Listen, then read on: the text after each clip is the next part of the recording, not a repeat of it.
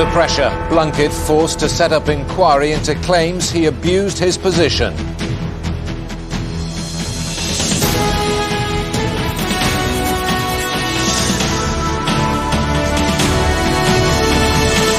He says he's done nothing wrong, but the Home Secretary is facing allegations he fast-tracked a visa application for his former lover's nanny. Also tonight, Ukraine on the brink, fears of violence as the country threatens to break up. Iraq assault, Blackwatch troops launch river raids in the Triangle of Death. And in sport, cop that, Liverpool's last-minute strike upsets Arsenal's title plans.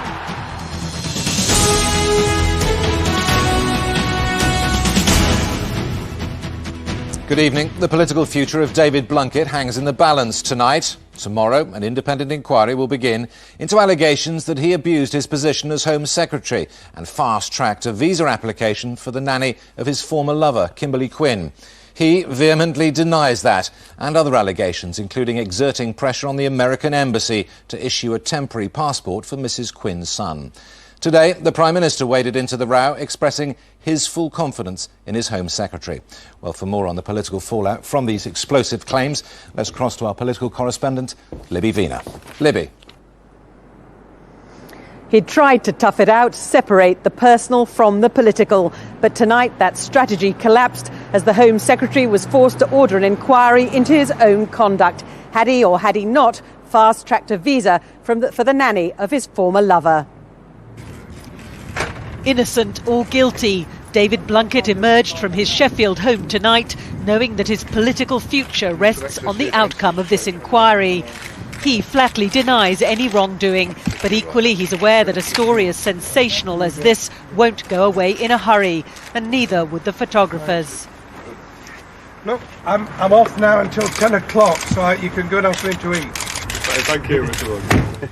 It's favours which he may have done for publisher Kimberly Quinn during their 3-year affair, which led to the inquiry. It'll focus specifically on whether he helped her nanny to stay in Britain. He admits he checked her visa form, but says he didn't intervene further. Tonight, he said, trust, plain speaking and straight talking is something which matters so much to me that I have decided to request an independent review of the allegations that I misused my position in the renewal of a visa application. Earlier, the Prime Minister expressed his full confidence in Mr Blunkett, and Cabinet colleagues rushed to his defence. The Home Secretary, David Blunkett, particularly since it's his own department, would have behaved absolutely impeccably, with full integrity in all of this, as would his private office. And I'm sure that that will eventually be confirmed. The trouble here is the allegations relate to his job as Home Secretary and the potential misuse of powers as Home Secretary, and that is a matter of public interest, not just a prurient interest. Immigration advice staff say they're puzzled as to why the Home Secretary should concern himself at all with a nanny's visa application. What he could easily have done is to have said to Mrs Quinn, go to the Immigration Advisory Service, they'll look after you. I cannot touch this for obvious reasons because of potential conflict of interest. The Home Secretary's affair with Kimberly Quinn may be over. The political fallout from his involvement with her appears to be just beginning. Libby, so if the inquiry finds against the Home Secretary, what would it mean for his future?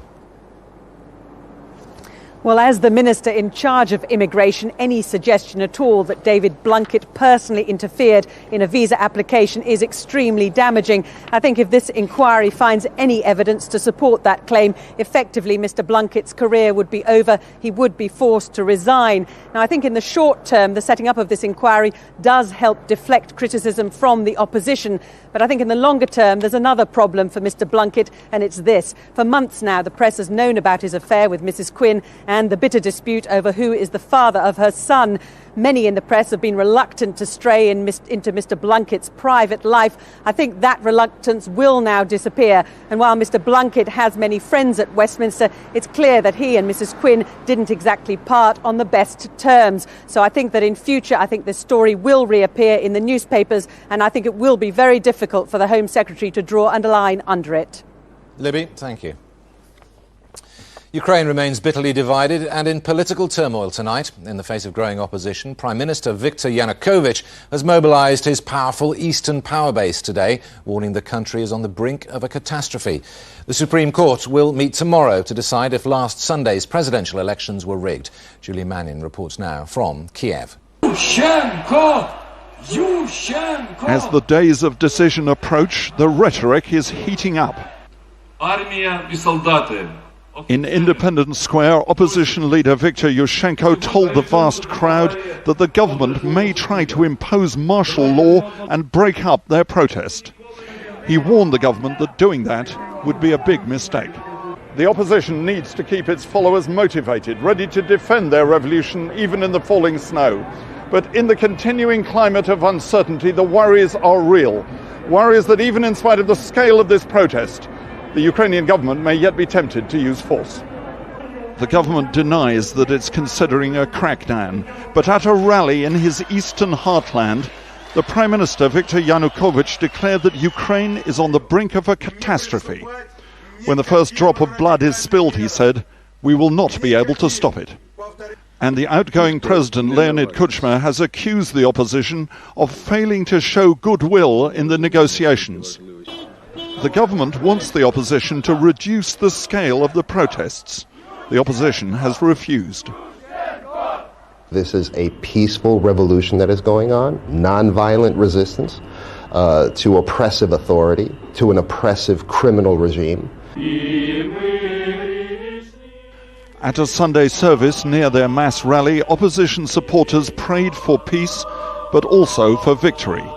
Ukraine may be on the brink, but these people are determined to win change, and they show no sign of giving up. Julian Mannion, ITV News, in Kiev. In Iraq, British troops today launched a daring raid on a rebel stronghold in the so-called Triangle of Death south of Baghdad.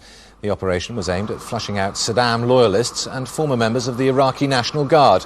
Some of the rockets that have rained down on the Black Watch camp in the past few weeks are believed to have been fired from the area. Usually up to now, the Americans have been providing us with the overwatch and the support, particularly with aviation and air assets. And now it's just quite a good example of where we can provide some support to them. So this is one of the first times we've been in this position, but the cooperation has been right the way through from day one. Some other stories making the headlines tonight. Sinn Féin leader Gerry Adams is to hold groundbreaking talks with Northern Ireland's most senior policeman, Hugh Orde. The meeting will discuss future plans to scale back security in Northern Ireland. Fathers for Justice campaigners today forced the closure of the Severn Bridge. 4 people dressed as Santa Claus climbed a gantry over the crossing and spent 5 hours there before ending their protest. And for the first time in more than a century, a woman has been awarded a bravery medal by the Royal Lifeboat Institution. 41-year-old Aileen Jones braved gale force winds and rough seas to help rescue 2 men stranded off the coast of South Wales.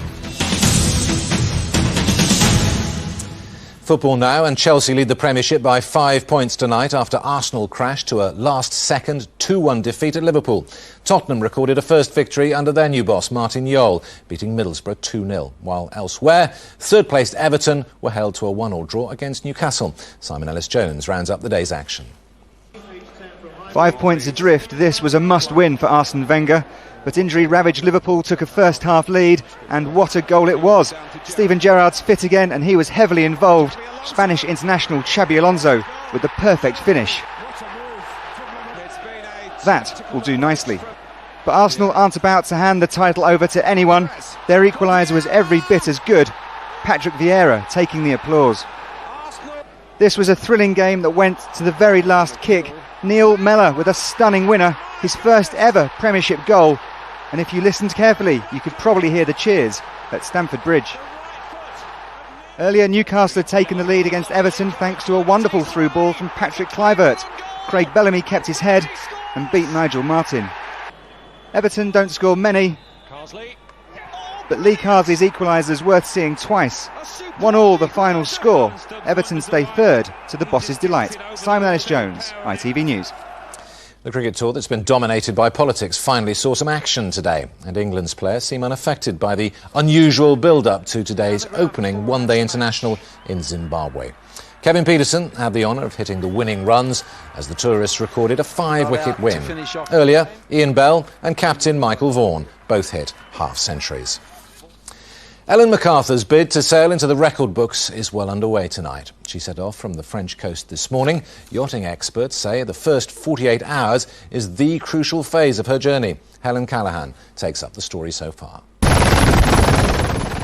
Gathering speed for a flying start, Ellen MacArthur wants to break the record for the fastest solo sail around the world. The men with the clocks were poised, watching the start line from the French island of Ushant. 72 days, 22 hours, 54 minutes and 22 seconds. That's the record to beat. And if she's to stand any chance of doing it, what happens in the next 48 hours will be absolutely critical.